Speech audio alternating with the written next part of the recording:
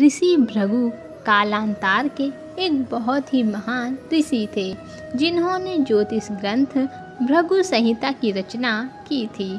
आज हम भृगु ऋषि के जीवन से जुड़ी एक रोचक घटना के बारे में बताएंगे। यह घटना ऋषि भृगु और श्रीहरि विष्णु से संबंधित है, जिसमें ऋषि भृगु ने अपने पैरों से विष्णु जी के सीने पर प्रहार किया था।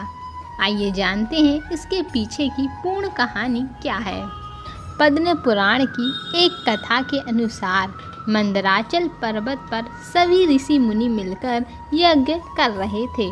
तभी उनमें से इस बात को लेकर विवाद होने लगा कि आखिर त्रिदेव यानी ब्रह्मा, विष्णु और महेश में सर्वश्रेष्ठ कौन है।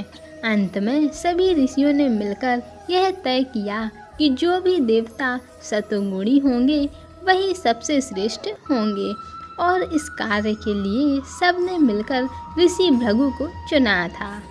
सभी ऋषियों की बात मानकर ऋषि भृगु ने ब्रह्मा, विष्णु और महेश की परीक्षा लेने का निर्णय लिया। सबसे पहले वे ब्रह्मा जी के पास पहुँचे। कहा जाता है भृगु ऋषि ब्रह्मा जी के मानस पुत्र हैं। अपने पिता के पास पहुंचकर अब ऋषि भृगु क्रोधित होकर कहने लगे कि ब्रह्मा जी ने उनका अपमान किया है, और बेवजह अपने पुत्र को क्रोधित देखकर ब्रह्मा जी को भी बड़ा गुस्सा आ गया, और उन्होंने कहा कि तुम चाहे जितने बड़े ज्ञानी हो जाओ, लेकिन अपने से बड़ों का आदर करना नहीं भूलना चाहिए। इस पर ऋषि भृगु ने जी से क्षमा मांगी और कहा वे सिर्फ इतना देखना चाहते थे कि उन्हें क्रोध आता है या नहीं। इसके बाद वे भगवान शिव की परीक्षा लेने कैलाश पहुंचते हैं। वहां पहुंचकर उन्हें पता चलता है कि महादेव अपने ध्यान में लीन हैं। इसलिए उन्होंने नंदी से कहा कि वह जाकर शिव जी को उनके आने की सूचना दें, लेकिन नंदी ने ऐसा करने से मना कर दिया, और तब ऋषि भृगु स्वयं ही भोलेनाथ के पास पहुंच गए और उनका आवाहन किया, जिससे शिव जी का ध्यान भंग हो गया और वह क्रोधित हो उठे।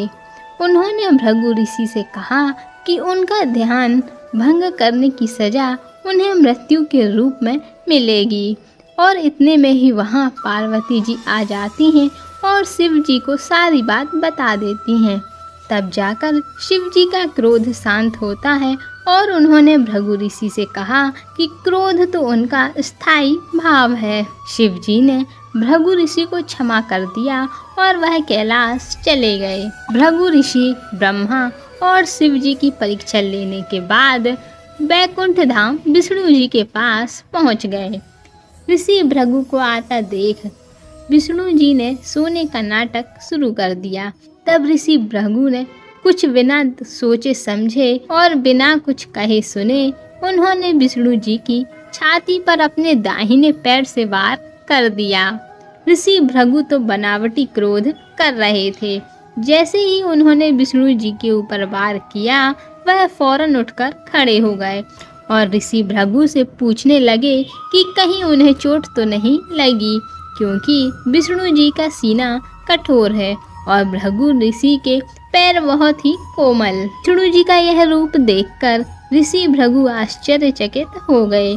विष्णु जी ने भृगु ऋषि को अपने सीने से लगा लिया, और फिर उन्हें अपने किए पर शर्मिंदगी महसूस होने लगी, और उन्होंने भगवान से अपने किए की क्षमा मांगी और उन्हें सारी बात बता दी।